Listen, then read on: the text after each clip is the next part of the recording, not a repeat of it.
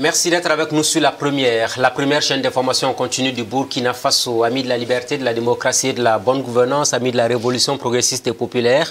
Salut à tous et à chacun et bienvenue à ce nouveau rendez-vous de votre émission Le Grand Déballage qui déroule le tapis rouge ce jour au magistrat Lassane Guelbeogo, juge chargé de l'application des peines au sein du tribunal de grande instance de Ouagadougou 1.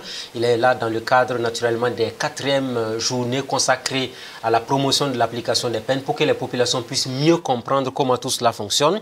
Il y a beaucoup de choses qui sont dites au Burkina Faso sur les magistrats, sur la justice et les libertés conditionnelles, entre autres, qui sont accordées aux citoyens. On en parle largement dans l'émission de ce jour. Monsieur le juge, bonsoir. Oui, bonsoir, monsieur Ouedraogo. Bienvenue sur le plateau de l'émission Le Grand Déballage. Alors, monsieur Lassane Guelbeogo, vous êtes magistrat au tribunal de grande instance de Ouagadougou. C'est un plaisir pour nous de vous recevoir. Prendre la parole pour un magistrat, ça n'a jamais été toujours facile. La question simple qu'on pose à tous nos invités pour commencer, comment vous allez côté santé et famille? Merci beaucoup, monsieur Ouedraogo, pour cette invitation. Je vais très bien et du côté santé, du côté de la famille. Merci pour cette invitation. Merci pour l'honneur que vous nous accordez donc de parler donc des commissions d'application des peines. Les commissions d'application des peines, ça fait 9 années que vous êtes magistrat. Alors, d'abord, la magistrature pour vous, c'était quoi? Une passion, une envie? Qu'est-ce qui vous a poussé à aller vers ce métier-là? Je pense que pour tout juriste, être magistrat, c'est toujours une passion, c'est toujours un honneur qu'après avoir donc appris des connaissances en droit, voilà, qu'on puisse quand même faire valoir ces connaissances-là dans la profession donc, de la magistrature et les professions assimilées. La magistrature, c'est un domaine spécifique qui requiert beaucoup de choses. Quelles sont les qualités d'un bon magistrat selon vous? Alors, les qualités d'un bon magistrat, c'est avant tout la patience, c'est surtout l'écoute, c'est surtout la droiture, et surtout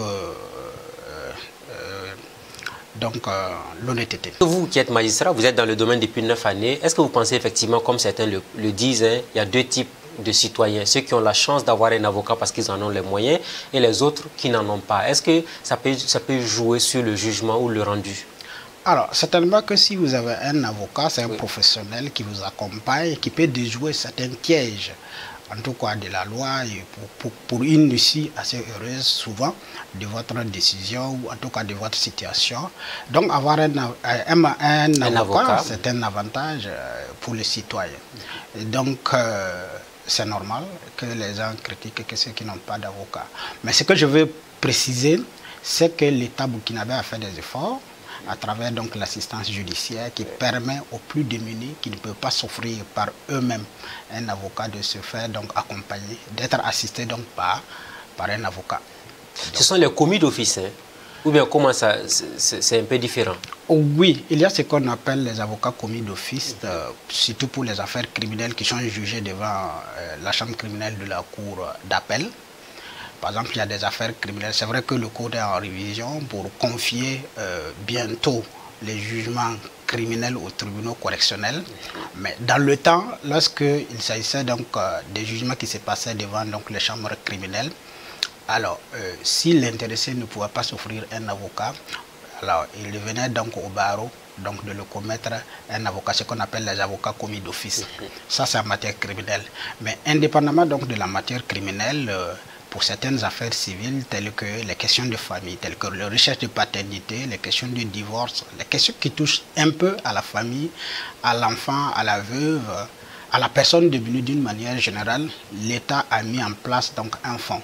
C'est un fonds qu'on appelle le fonds d'assistance judiciaire qui permet donc d'accompagner ces personnes-là pour plaider leur cause devant donc les juridictions. Est-ce à dire aujourd'hui que vous profitez de l'émission maintenant pour lancer un appel aux citoyens qui disent je n'ai pas d'argent, je ne vais pas aller en justice parce que je ne saurais comment me défendre? Évidemment, c'est un appel qu'on lance parce que ce n'est pas tout à fait connu. Le fonds d'assistance judiciaire existe depuis belle lurette. C'est vrai qu'ils font des efforts de communication, mais ça ne parvient pas à tout le monde. C'est vrai. Et donc c'est un appel pour dire que celui qui qui se dit qu'il n'a pas donc de moyens pour aller en justice parce qu'il ne peut pas s'offrir un avocat, il peut toujours écrire à la commission d'assistance judiciaire qui pourra donc l'accompagner. Est-ce qu'il n'y a pas de discrimination, de favoritisme? Vous pensez que tout le monde est traité sur le même pied d'égalité à ce niveau? Je pense que s'il y a une discrimination, c'est plutôt une discrimination positive parce que, en fait, cette assistance fait la part belle aux personnes les plus démunies. Surtout les veuves, les enfants, les femmes qui sont surtout les personnes prioritaires. Ah, les veuves, les femmes, les orphelins. Les orphelins et ceux qui n'ont pas de revenus, voilà, qui ne peuvent pas justifier. Parce que généralement, pour pouvoir bénéficier de cet appui-là, il faut présenter ce qu'on appelle un certificat d'indigence.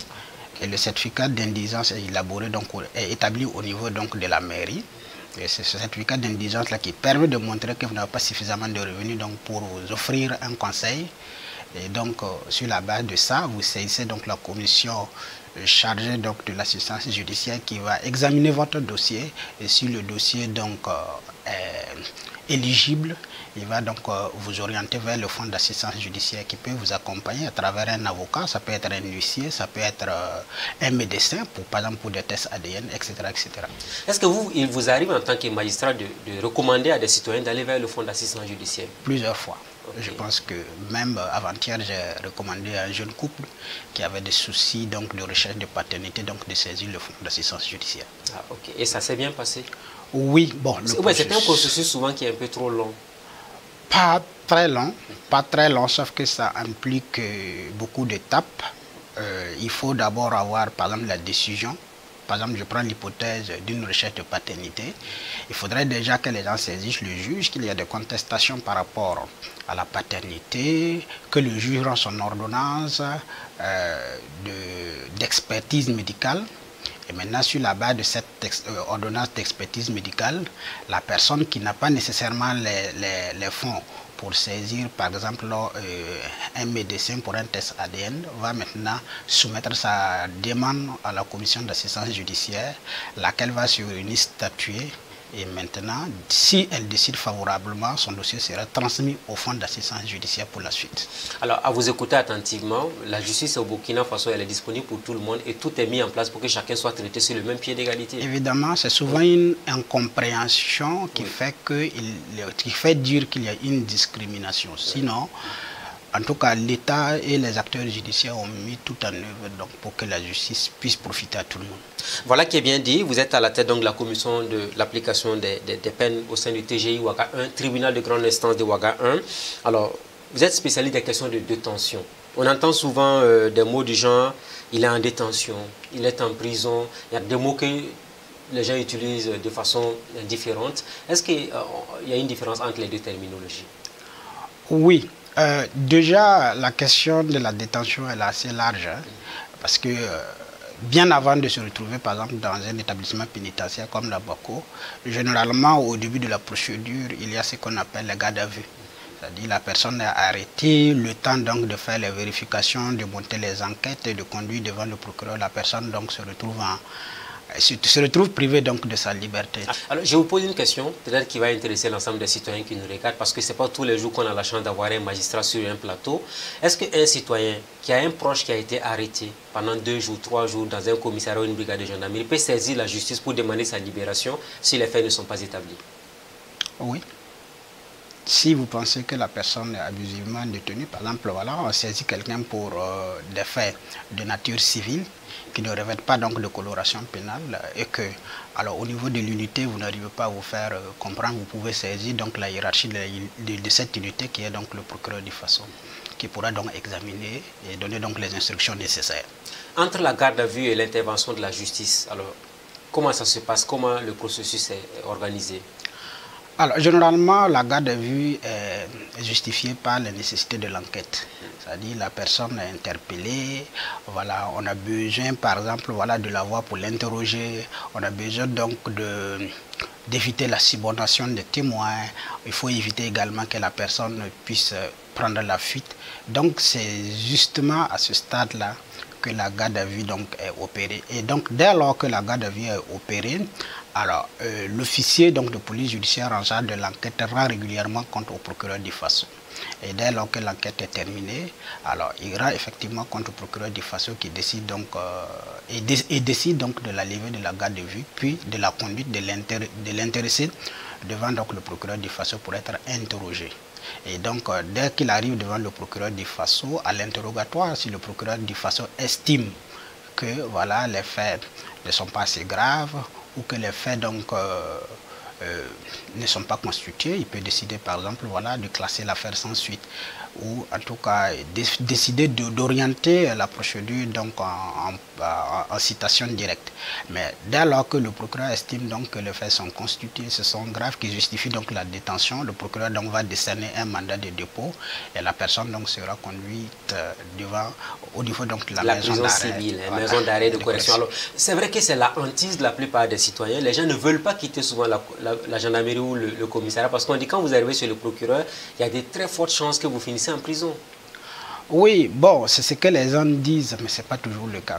Ah, ok. Donc vous rassurez qu'aller devant le procureur ne signifie pas forcément détention? Non, puisque le procureur va lire les procès-verbaux qui ont été dressés pour voir si, en tout cas, les faits tels que reprochés à la personne donc revêtent une coloration pénale. Voilà. Et même si on revêt des colorations pénales, est-ce que voilà, on ne peut pas trouver une autre forme donc, de procédure au lieu de mettre la personne donc, en détention. En détention. Voilà. Est-ce qu'il vous arrive de recommander, vous qui êtes magistrat aujourd'hui, aux citoyens, dès que vous avez un proche qui a été arrêté, de chercher un avocat rapidement? Est-ce que vous le recommandez aux citoyens? Oui, on peut demander à la personne donc, de chercher un avocat pour pouvoir donc, défendre ses intérêts, mais il ne revient pas à un juge, par exemple, voilà, de désigner un avocat au risque, par exemple, d'être impartial, en fait. Pas la désignation, mais je vais dire de plus en plus, les gens se disent, tant que je ne suis pas devant un juge pour un procès, je n'ai pas besoin d'avocat. C'est ce qu'on entend dans l'imagination collective au Burkina. Oui, bon, c'est une mauvaise compréhension des textes, puisque les textes permettent quand même à la personne d'être assistée dès son interpellation. Et donc, dès l'interpellation, la personne a le droit d'être assistée. Et les textes disent que, alors, dès qu'il est en train d'être auditionné et qu'il fait savoir qu'il veut être auditionné, l'officier donc de police judiciaire est obligé de surseoir à l'interrogation pour attendre donc son avocat. Et c'est au bout de 2 heures, lorsque, en tout cas, un avocat ne se présente pas, qu'il peut donc continuer voilà, les auditions. Le mandat de dépôt. Ça, c'est c'est ce qui donne les sueurs froides aux citoyens de nos jours. À quel moment, très souvent, on le fait? Parce qu'on a l'impression que souvent, même c'est tard le soir, que le procureur décerne un mandat de dépôt, la famille se réveille le matin, trouver que la personne a quitté le commissariat et a été déposée dans une prison civile. Le mandat de dépôt se passe à n'importe quelle heure. Hein. Souvent, c'est très tôt le matin que ça se passe. Tout dépend de comment est-ce que, en tout cas, la personne a été conduite devant le procureur. Vous imaginez que, par exemple, si nous prenons notre ressort qui couvre jusqu'à Zorgo, et s'il faut amener quelqu'un des Zorgo pour le présenter au procureur du Faso, vous imaginez le temps que ça va prendre. Sans oublier que vous allez trouver que, bon, ils sont déjà sur d'autres dossiers. Alors, et quand la procédure arrive, le procureur va prendre le temps de lire, de feuilleter pour ne pas commettre des erreurs. Donc, vous imaginez que c'est souvent, voilà, ce temps-là qui fait que souvent c'est le soir. Voilà que souvent le mandat de dépôt. Les gens ont l'impression que le procureur se cache souvent pour envoyer les gens en prison. Parce que très souvent, on entend que c'est très tard dans la soirée, et ainsi de suite.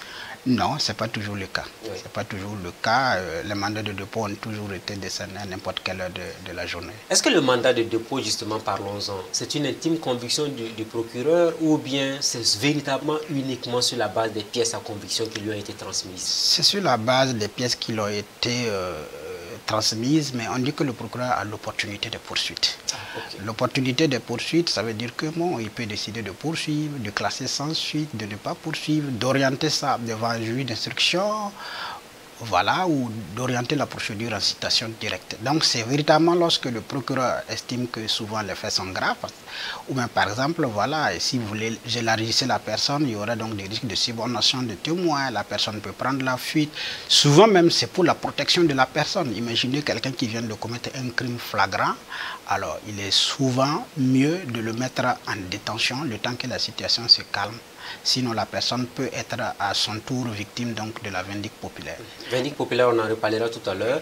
Les journalistes qui nous regardent, moi je vous pose une question qui nous revient, nous, les citoyens qui se plaignent, ils disent chaque fois, nous on essaie de cacher les visages des personnes qui sont arrêtées, alors qu'on sait souvent qu'on a pris certains sur le flagrant délit. Alors pourquoi chaque fois c'est le cas? Parce qu'on nous dit que la personne est présumée innocente. Évidemment. Ouais. Alors, mais le flagrant délit en ce moment? Bon, le flagrant délit, c'est des faits qui viennent de se commettre ou qui, en tout cas, ont été commis dans un temps voisin, ou en tout cas la personne est poursuivie donc par la clameur publique. Mais vous savez, entre les faits et le jugement, il y a beaucoup de choses quand même qui peuvent se passer. C'est le reproche qu'on vous fait. Évidemment. Oui. Évidemment. Pourquoi on cache le visage, comme vous l'avez dit, c'est surtout pour les nécessités donc, de la présomption d'innocence. Tant que la présomption d'innocence signifie que tant que vous n'avez pas été condamné, tant que votre sort n'a pas été donc décidé devant une juridiction indépendante et impartiale, vous êtes présumé innocent. Alors, donc, quand même il y a le flagrant délit, il peut avoir par exemple des causes d'exonération de responsabilité ou en tout cas des excuses qui peuvent faire que quand bien la personne a été prise sur les faits, sa responsabilité pénale peut être dégagée. Je prends un exemple. Voilà, vous voyez quelqu'un qui vient par exemple de tuer quelqu'un, c'est un exemple. Hein. Voilà, on défère la personne, on le présente comme le criminel, comme le criminel devant la juridiction.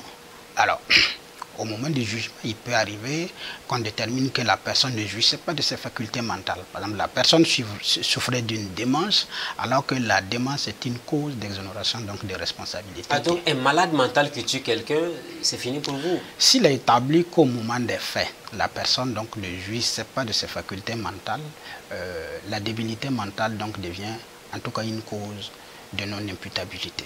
Il ne part pas en prison? Non. Normalement, s'il est établi que la personne a causé l'acte dans un état de démence, alors on peut la poursuivre civilement, c'est-à-dire demander en tout cas à lui s'il a les moyens ou à ses parents donc de réparer le dommage qu'il a causé, mais il ne peut pas faire l'objet donc d'emprisonnement pour ça parce que la démence est une cause donc de non-imputabilité. On a vu souvent même dans certains pays effectivement quelqu'un qui est accusé d'être malade mental, rapidement c'est en psychiatrie qu'on oriente la personne même en cas de procès. Évidemment, c'est ce qui est indiqué. Les citoyens qui nous regardent ne comprendront pas, ils vont dire mais malade mental qui tue quelqu'un, bon après ça pose problème tout de même. Souvent c'est le libre arbitre en fait. Vous qui êtes magistrat, vous entendez le retour des citoyens, non? Si, on entend le retour, mais bon, est-ce que la personne au moment où elle posait l'acte comprenait ce qu'elle faisait?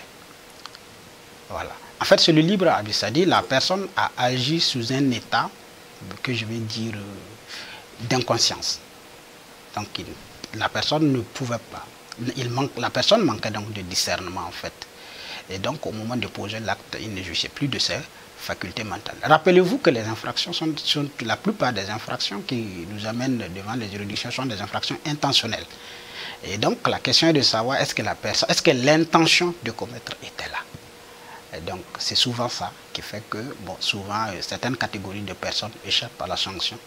C'est aussi le cas, par exemple, des mineurs. Lorsque le mineur est âgé de moins de 13 ans, il est irresponsable pénalement. Donc, un enfant de moins de 13 ans qui tue quelqu'un, il ne peut pas aller en prison? Non. En principe, non. On peut engager la responsabilité, donc peut-être civile de ses parents, demander donc des réparations, mais pas l'emprisonnement. Donc, il y a beaucoup de choses à comprendre au niveau des citoyens. Vous êtes juste chargé de l'application des peines. Alors, on arrête quelqu'un, on l'amène en prison. Jusqu'à présent, vous n'êtes pas encore en activité. Oui. Puisque la personne n'a pas été jugée. Évidemment.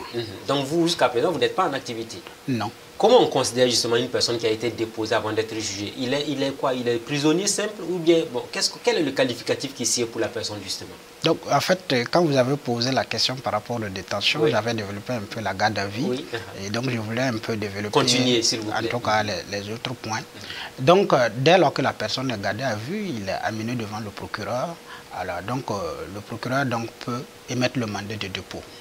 Et en attendant son jugement, la personne prend le nom de prévenu, si la personne est devant un tribunal correctionnel. et d'accuser si la personne est devant donc, la chambre criminelle donc, de la cour d'appel, en attendant donc son jugement. Alors, mais il peut se trouver que le procureur il dépose la personne ou bien par exemple il confie le dossier à un juge d'instruction. Le juge d'instruction, c'est ce juge-là qui est chargé donc de fouiller, de rechercher les preuves, de rassembler les indices, tout ce qui est nécessaire donc en tout cas à ce que l'affaire soit beaucoup plus éclairée. Et donc à ce moment aussi, le juge d'instruction dispose donc du pouvoir aussi de décerner un mandat. Et donc la personne est sous mandat du juge d'instruction. On dit que la personne est mise en examen. Mise en examen, c'est-à-dire que la personne répond devant le juge d'instruction jusqu'à ce que la procédure soit clôturée pour que le dossier soit renvoyé soit devant le tribunal correctionnel ou devant en tout cas la chambre criminelle de la cour d'appel. Alors, il y a aussi certaines catégories de personnes qu'on appelle donc les accusés, que je dis, qui sont présentées devant donc, la cour d'appel et pour être jugés par rapport à des affaires criminelles. Donc voilà un peu les situations dans lesquelles les personnes donc, peuvent se retrouver donc, en détention. Et ça me permet de vous poser une question justement. Est-ce qu'on peut mettre quelqu'un en examen et puis le laisser en liberté? Bien sûr. Il y a plusieurs manières de mettre quelqu'un en examen et puis de le laisser en liberté, de la laisser en liberté. La personne peut bénéficier de ce qu'on appelle le contrôle judiciaire. Le contrôle judiciaire, le juge d'instruction, voilà, il va mettre la personne en examen et puis bon, voilà, il peut retirer par exemple ses documents de voyage, l'interdit de fréquenter certains lieux ou par exemple de s'éloigner de tel endroit ou tel endroit, mais la personne est libre et la personne donc vient donc répondre aux convocations du juge d'instruction jusqu'à la clôture de la procédure. La personne également peut être, voilà, bénéficier donc de libération sous caution. Il y a une somme d'argent que le juge d'instruction fixe pour garantir la représentation de la personne. Cet argent-là va où? Cet argent est généralement divisé en deux parties. Voilà, une partie qui est consacrée à la représentation, c'est-à-dire c'est une somme que vous garantissez pour dire que, parce que vous avez déposé cette somme-là, vous garantissez que vous allez vous présenter à chaque instant de la procédure, mais une certaine somme aussi est réservée, notamment en cas de condamnation pour désintéresser les victimes, ou bien dans une moindre mesure pour payer les amendes. Ah, ok. Oui. Donc, c'est ce montant qu'on entend très souvent qui est trop élevé. Si vous n'en avez pas finalement, quelle est la compensation que le juge trouve en ce moment? Il peut y avoir d'autres mesures.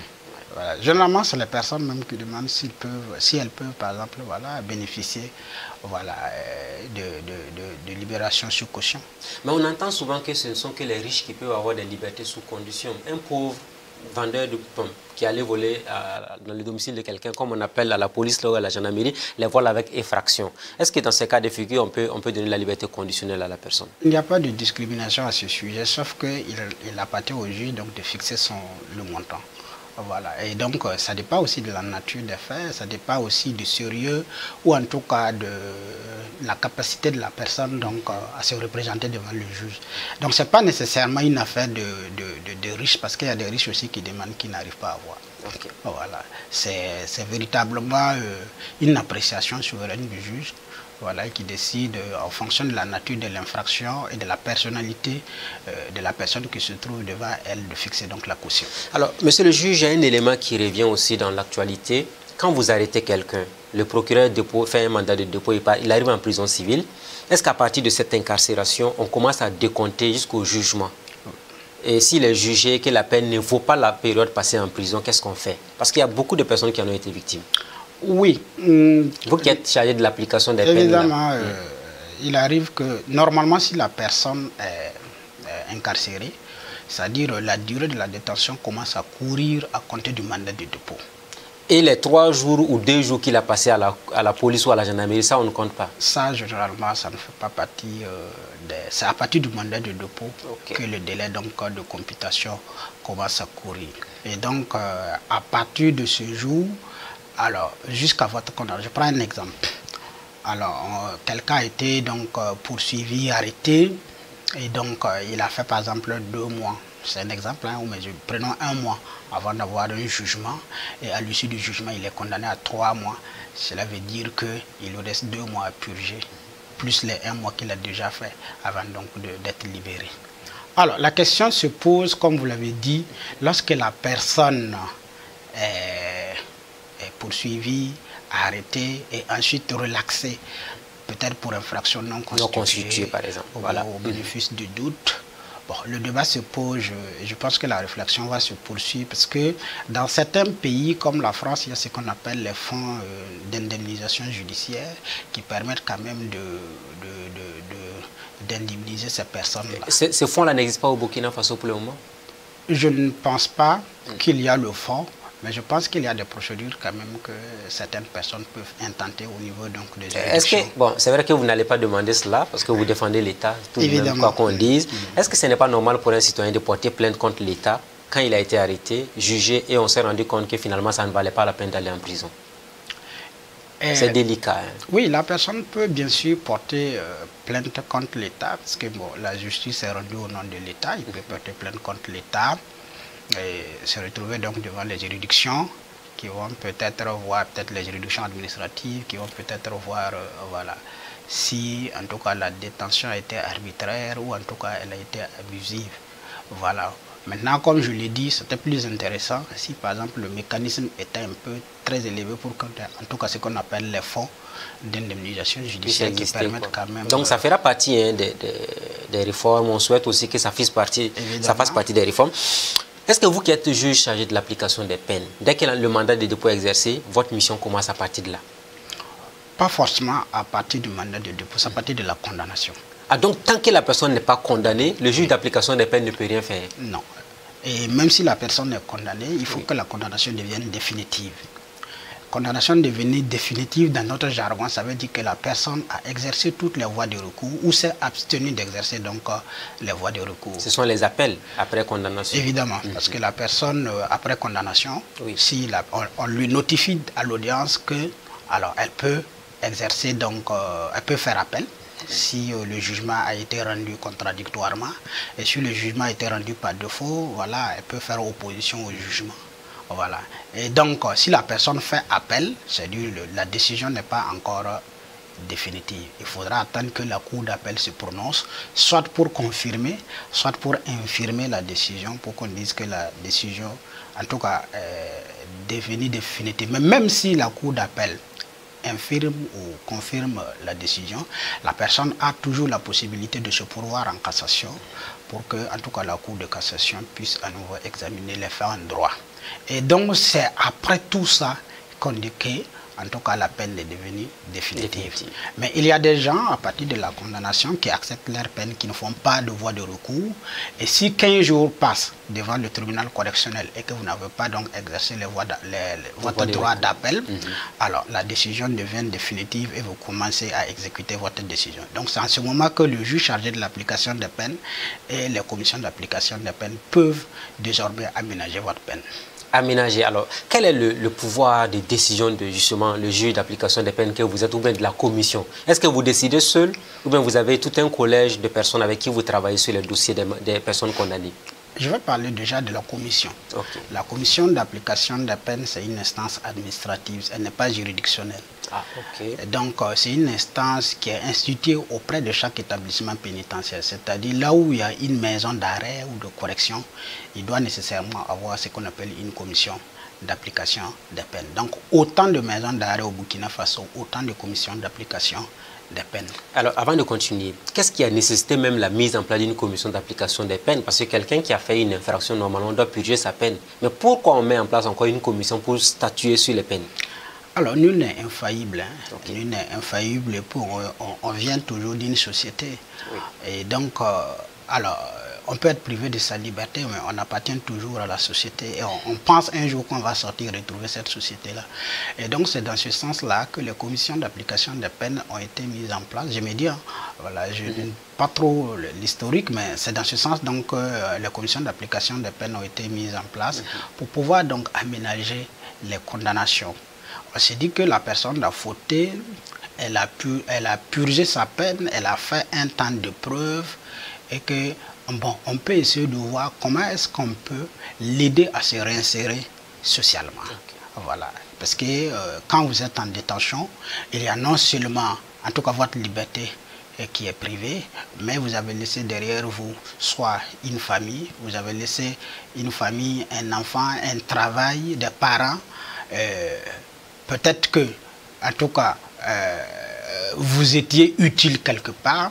Donc c'est le côté humain. C'est le côté humain de la justice qui se matérialise avec les commissions d'application des peines. Évidemment, c'est le côté humain de la justice qui se manifeste avec les commissions d'application des peines. La composition, justement, est-ce que c'est uniquement des magistrats? Il y a d'autres personnes qui font partie. Il y a combien de membres par commission d'application des peines? La commission d'application des membres, c'est une instance qui regroupe environ 13 personnes. Ah, c'est quand même non. Oui. Voilà. Et parmi ces 13 personnes, vous avez le juge chargé de l'application des peines, qui est le président de la commission d'application des peines. Alors, à ses côtés, vous avez le représentant du procureur, qui est le substitut du procureur. Vous avez le représentant du maire de la localité. Voilà, ou le maire lui-même, qui siège au niveau donc, de la commission d'application des peines. Alors, à l'intérieur de la maison d'arrêt, vous avez le directeur de la maison d'arrêt. Il y a les différents services au sein de la maison d'arrêt tels que le service sécurité, le service production, le service greffe, c'est-à-dire qui est chargé donc de l'enregistrement de tout ce qui est arrivé au départ. Alors, vous avez l'action sociale, le service donc de l'action sociale. Vous avez les différentes unités de police judiciaire, la gendarmerie nationale, la police nationale qui fait partie donc de la commission. Vous avez l'infirmier de la maison d'arrêt et de correction. Et vous avez les intervenants pénitentiaires. Et les associations, c'est... Oui, les associations, ça peut être les représentants d'une association, ça peut être l'église catholique, ça peut être l'église protestante, ça peut être les musulmans. Donc, dans notre... Décidément, tout le monde a une place dans la commission. Évidemment, tout le monde a une place. Parce qu'au début, on avait l'impression que c'est le juge et ses camarades, excusez-moi du terme, qui se réunissaient pour dire, bon, tel détenu, on lui donne une peut-être exemption de privation de liberté entre autres. Non.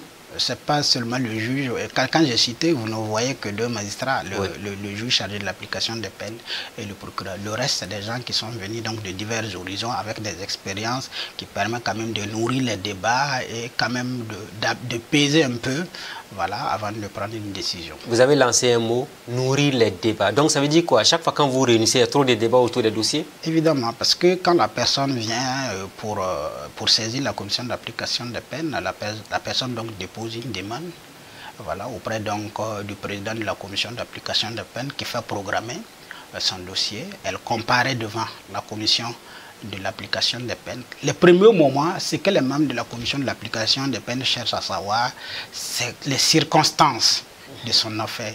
Qu'est-ce qui vous a amené en détention? Alors, voilà la peine pour laquelle vous avez été condamné. Est-ce que voilà, il y a des intérêts civils? Est-ce qu'il faut dédommager les victimes? Donc, c'est autant d'éléments que la commission donc de l'application des peines essaie donc de débattre pour, en tout cas, poser des questions à la personne donc qui se retrouve devant elle pour comprendre et examiner les pièces que la personne donc a produites pour pouvoir donc comprendre suffisamment les circonstances de l'affaire. Et si la personne se retire, on fait rentrer la personne qui se porte garant. Parce que ce que je n'ai pas oublié, parce qu'on ne peut pas, suivant les textes, alors quand la personne donc doit présenter quelqu'un qui se porte garant, non seulement pour l'accompagner dans sa réintégration sociale, mais également pour s'assurer que la personne ne va pas fuir, qu'elle va toujours venir au contrôle. Donc, on essaie aussi de recevoir le garant, de lui poser donc des questions autour des circonstances de l'affaire, de la personnalité de l'intéressé. Et cette personne se retire maintenant.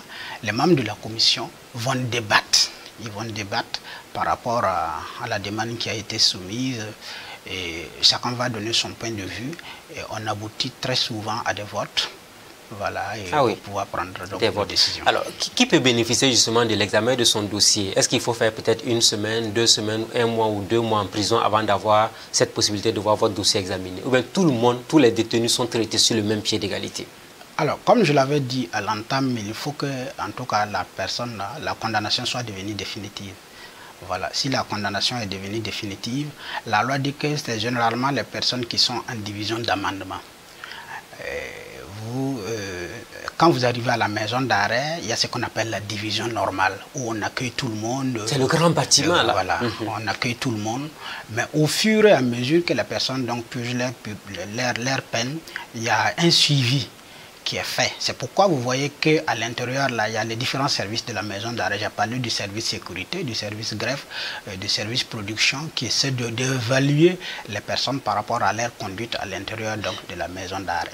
Donc, à un moment donné, on estime que vous vous êtes amendé et normalement, vous changez une division qu'on appelle la division d'amendement. Et donc, quand vous êtes en division d'amendement, alors vous pouvez maintenant commencer à prétendre aux mesures de la commission d'application. Ah, donc ceux qui sont dans les grands bâtiments, là, ils n'y ont pas droit? Non, quand je dis division d'amendement, en fait, notre maison d'arrêt actuelle a un problème de locaux. Un problème de locaux. Sinon, normalement, on devrait normalement donc séparer les détenus en fonction donc de leur évolution.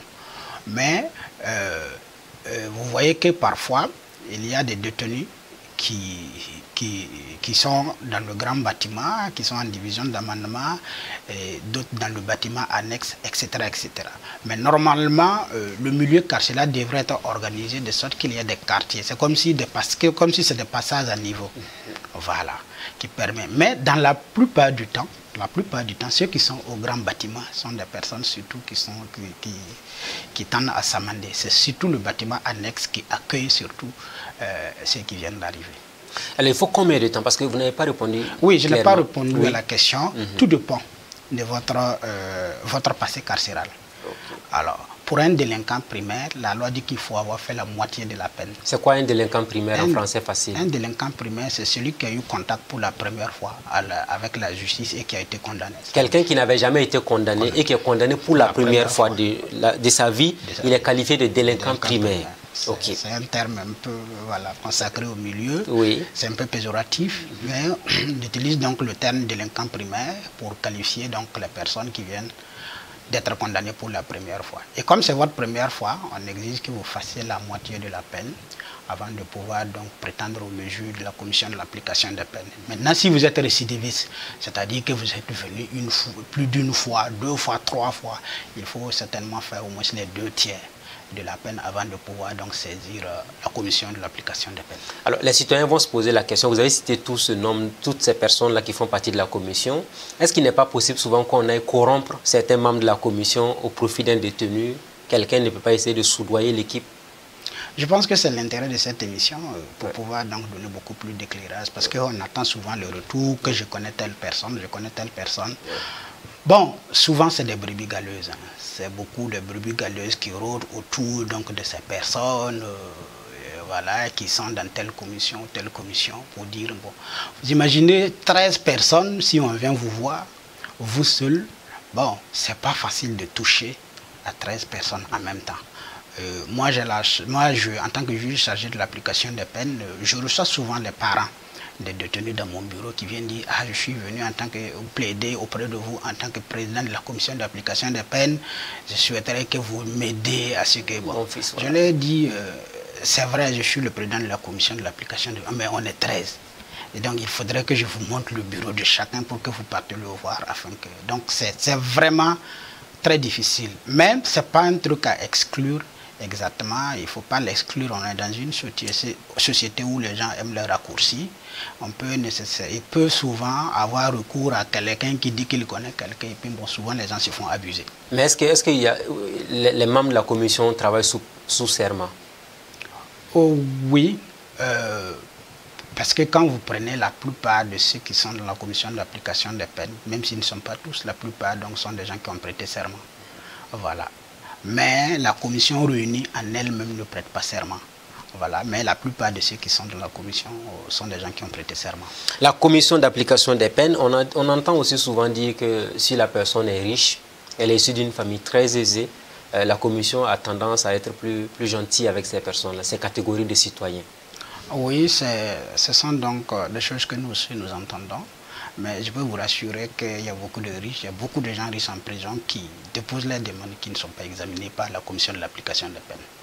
Alors, en réalité, si c'était une question d'argent, je pense que, alors, on n'allait pas condamner certaines personnes.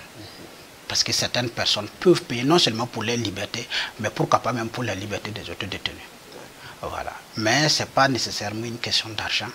Voilà, c'est une question de principe. Parce que, par exemple, chez moi, dans ma commission, si vous ne remplissez pas, par exemple, la condition qui est de faire le 2/3 de la peine, vous ne pouvez même pas déposer votre demande.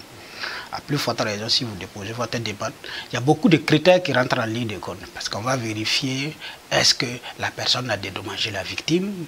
Est-ce que la personne a payé donc les amendes? Parce que parfois, ce qu'on dit, la justice a un double visage. Il y a ce qu'on appelle la répression, il y a l'incarcération que nous essayons de gérer, mais il y a aussi le côté réparation. Et la justice n'est acceptée que si les deux vont ensemble, c'est-à-dire la personne a peut-être purgé sa peine, mais aussi la victime qui est dehors a reçu donc réparation. Parce que le plus souvent, ce qui intéresse la victime, ce n'est pas souvent l'emprisonnement du délinquant. Ce qui l'intéresse, c'est comment est-ce il sera indemnisé, comment est-ce qu'il va rentrer dans ses fonds. Donc, ce sont des éléments que les commissions d'application des peines essaient de jauger pour voir voilà, si on peut donc faire droit à votre demande. Alors, est-ce qu'en tant que magistrat, ça vous désole de voir que dans l'opinion, on pense que les commissions d'application des peines là, sont des structures corrompues qui travaillent pour une catégorie de citoyens? Oui, ça nous désole. C'est des choses qu'on entend, c'est des choses qu'on entend dire, c'est parfois assez désolant. Et c'est la raison pour laquelle, entre autres, nous instituons ces journées de 72 heures pour permettre donc de faire une communication sur ce thème, pour couper aussi l'herbe sous le pied de certaines personnes donc, qui font des déclarations infondées. Voilà. Sinon, ce n'est pas des instances, comme on le pense, qui sont très corrompues. Alors, à titre d'exemple, il y a des gens qui ont déposé leurs demandes, qui ont passé près de 15 à 20 fois devant la commission, qui n'ont jamais eu leur demande. 15 à 20 fois? Oui. La même personne revient de façon récurrente, mais qui n'ont pas pu avoir une décision favorable. Alors, il nous revient qu'il y a des traitements préférentiels aussi non, pour certains prisonniers. Est-ce que quelqu'un qui est malade, grabataire, la commission peut s'auto-saisir même si elle n'a pas appliqué les 2/3 de la peine de prison? Alors, ce que je peux dire à ce niveau, c'est comme je vous le disais tout de suite, il y a plusieurs mécanismes que les semi-libertés ou autres. La loi a prévu même que pour des raisons de maladie, la commission puisse faire ce qu'on appelle la suspension de peine ou le fractionnement de la peine. Alors vous voyez quelqu'un qui est malade, qui arrive devant vous, vous-même vous savez que la personne est très malade, c'est attesté donc par des documents que la personne est malade, physiquement vous sentez que la personne est malade, la commission de l'application des peines peut faire ce qu'on appelle la suspension de peine. La suspension de peine c'est quoi? On arrête momentanément l'exécution de la peine, la personne passe se soigner et puis réintègre l'établissement pénitentiaire, reprend la peine là où elle l'avait laissée. Les suspensions de peine c'est quoi? C'est des séjours, ce sont donc l'exécution de la peine de manière alternée. C'est-à-dire la commission peut décider que la personne fasse par exemple 2 mois à l'intérieur, soit se soigner une fois, 1 mois pardon, à l'extérieur et peut réintégrer jusqu'à ce que donc, son état donc, redevienne normal. Donc il y a ces mécanismes-là qui sont prévus. Mais il y a des gens aussi qui sont vraiment très malades et dont la situation donc qui ne peuvent pas bénéficier des mesures de suspension de peine ou de fractionnement de peine. Alors, ce que je veux ajouter par rapport à la mesure de suspension de peine et de fractionnement de peine, ce ne sont pas toutes les peines qui peuvent être suspendues ni fractionnées. Ce sont les petites peines. C'est-à-dire lorsque vous avez été condamné à une peine inférieure ou égale à 12 mois, qui peut faire l'objet donc de suspension. Mais imaginez que la personne a été condamnée, par exemple, à 15 ans, voilà, qui est malade. Donc, ce sont des situations qui se retrouvent souvent devant les commissions et dont il faut souvent gérer avec, en tout cas, le tact. Parce que, comme je l'ai dit, c'est toujours mieux d'avoir quelqu'un vivant, voilà, pour qu'il puisse à peine que peut-être, voilà, de le suivre, donc aller au cimetière. Alors, et les faux malades, justement, parce qu'il nous revient qu'il y a certaines personnes, dès qu'ils ont un problème avec la justice, ils tombent systématiquement malades, et votre rôle, c'est de les aider à être en liberté. Est-ce qu'il arrive souvent que vous débusquez des faux malades? Oui, la commission travaille sur la base donc, des pièces. Et généralement, pour que la personne puisse bénéficier donc, que ce soit donc de suspension de peine ou autre, il faut qu'il présente un document médical. Et donc, c'est ce document médical donc, que la commission va examiner pour attester du sérieux donc, de la maladie. Parce que si vous ne présentez pas le document médical, vous allez vous présenter devant la commission, je suis malade, la commission ne va pas vous écouter. Maintenant, la personne a produit un document médical qui atteste effectivement qu'elle est malade, voilà, elle a besoin donc de sortir pour se soigner. Alors, à moins qu'on attaque le document pour faux, ceux qui sont dans la commission, tout le monde ne sont pas donc des médecins pour pouvoir donc dire que c'est un faux malade. Alors, la commission d'application des peines, vous est-il arrivé d'être saisi par un condamné à mort, par exemple, ou un condamné à perpétuité? Est-ce qu'eux aussi, ils peuvent bénéficier des avantages de la réduction de leur peine? Malheureusement, non. Malheureusement, les textes, la loi portant régime pénitentiaire exclut les condamnés à vie, puisque la condamnation à mort étant abolie, c'est les condamnés à vie. Ces personnes donc ne peuvent pas saisir la commission pour pouvoir donc plaider les droits. Voilà. Donc condamné à vie, vous restez en prison jusqu'à la fin de vos jours? Non.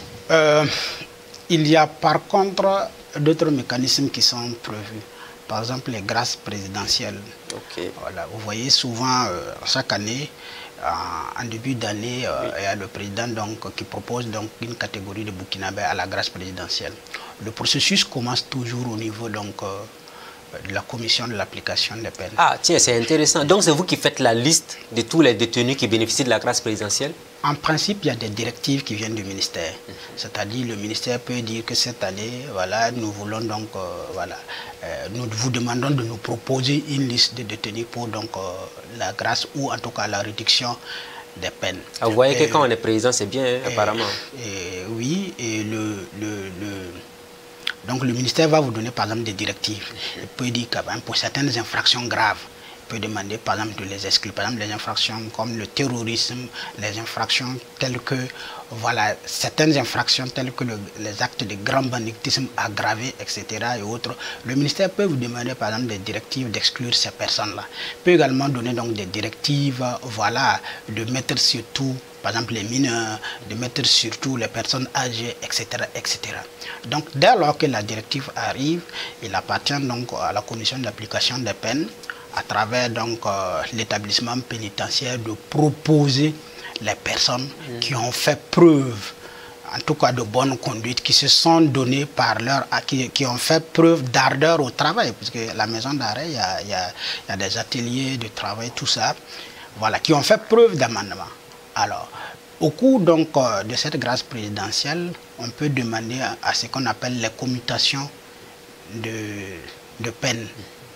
Par exemple, ceux qui avaient été condamnés à la peine de mort peuvent voir leur peine de mort commuée en peine à l'emprisonnement à vie. C'est la même chose, de toute façon vous allez mourir en prison, non? Ce n'est pas toujours la même chose, parce que quand on dit la peine de mort, lorsqu'elle existait, si on vous condamne, il fallait vous tuer. Oui. Il ne fallait pas vous mettre en prison. Et notre loi, je pense que l'article 15 de l'ancien code pénal disait que voilà, la peine de mort s'exécute par fusillade.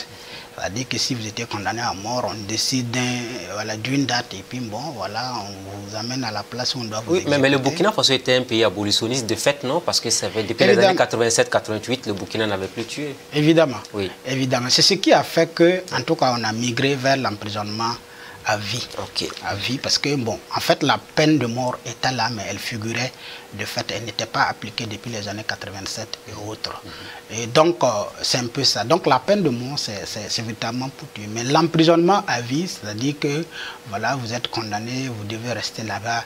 En principe, hein, vous devez être là jusqu'à votre, être en détention jusqu'à votre décès. Mais ce n'est pas toujours le cas.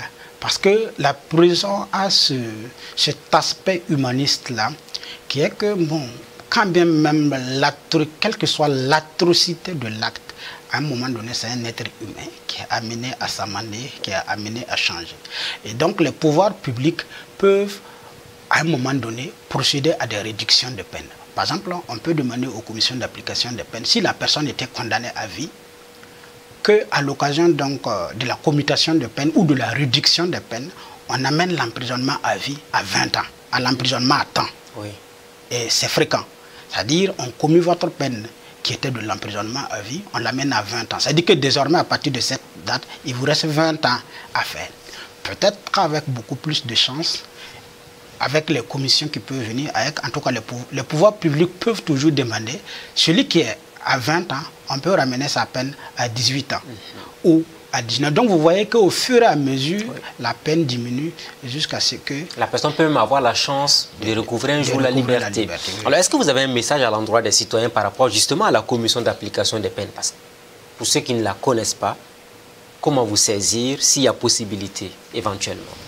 Quelqu'un qui a un proche qui est en prison, est-ce que la personne peut vous écrire ou bien c'est le prisonnier qui doit vous écrire? Les textes disent que c'est le prisonnier qui écrit. Ok. Voilà, parce que c'est lui qui connaît sa situation. La personne donc s'adresse à la commission, au président de la commission d'application des peines par une demande. Ce n'est pas aux parents ni à un proche de venir faire la demande, mais c'est au prisonnier lui-même d'écrire au président de la commission de l'application des peines pour demander l'aménagement de sa peine. Quand je parle d'aménagement de sa peine, si vous permettez, je peux revenir sur certains de ces éléments. Allez-y rapidement, parce que le temps joue contre nous. Voilà, parce que ce n'est pas seulement les semi-libertés, il y a bien d'autres choses. Voilà. Donc, par rapport à la procédure, la personne écrit à la commission donc, de l'application des peines, elle met dans sa demande sa décision de condamnation, l'extrait de sa décision de condamnation. Elle met aussi dans sa demande l'engagement d'une personne qui se porte garant. Elle va joindre la CNIB donc, de ce garant-là. Puis, alors, très souvent à Ouagadougou, nous demandons que la personne joigne à sa demande l'acte de non-appel ou la décision de la cour d'appel pour montrer que la décision est devenue définitive. Donc c'est comme ça que la personne saisit la commission de l'application des peines. Donc ce que les parents peuvent faire, c'est peut-être de rendre visite à leurs parents qui sont en détention, et s'ils pensent qu'ils ont suffisamment changé, ils peuvent se porter garant donc, pour assurer donc, en tout cas leur demande devant la commission de l'application des peines. Donc quelles sont les mesures que la commission de l'application des peines prend? La commission d'application des peines prend plusieurs mesures. Il y a la semi-liberté. Alors, la semi-liberté, c'est un temps, c'est un placement individuel du détenu hors de l'établissement, un placement individuel donc de la personne condamnée et sans surveillance hors de l'établissement pénitentiaire, qui lui permet par exemple d'exécuter une activité professionnelle, de suivre un stage de formation ou en tout cas, par exemple, pour des raisons de santé. Mais en principe, quand vous bénéficiez de la semi-liberté, vous avez l'obligation de réintégrer l'établissement pénitentiaire le soir. Ça, c'est le principe. Vous sortez le matin et vous rentrez le soir. Vous réintégrez le soir, c'est le principe. Voilà. Même la loi a prévu plus loin que, en tout cas, les conditions de contrôle là peut être autrement aménagées. Ce qui fait que dans certaines prisons, au regard donc, de ces populations carcérales, on permet à la personne d'avoir un séjour beaucoup plus prolongé dehors. Il peut sortir, revenir soit chaque semaine pour signer, soit chaque 2 semaines pour signer, pour assurer qu'elle n'a pas fui, elle ne s'est pas évadée. Voilà. Donc ça, c'est la semi-liberté qui permet à la personne, par exemple, de sortir faire un travail, ou en tout cas pour des raisons de santé ou pour des raisons d'études. Alors, en plus de la semi-liberté, la commission d'application des peines prend des mesures qu'on appelle le placement. Le placement, ça consiste à l'emploi du détenu qu'on appelle ça, dans un emploi public ou privé. C'est-à-dire que le détenu, la personne condamnée, peut être placée pour exécuter un service au profit de l'administration publique ou au profit d'une personne privée. Par exemple, une mairie ou en tout cas le palais de justice peut demander à ce qu'on place un certain nombre de détenus pour exécuter des tâches comme être coursier, transmettre telle enveloppe, prendre le courrier, etc. etc. ou bien d'autres tâches qui nécessitent donc voilà, la contribution du détenu. Mais il y a aussi le placement privé. Le placement privé, elle consiste donc à placer le détenu au sein d'une entreprise privée. En réalité, la personne signe un contrat avec l'employeur.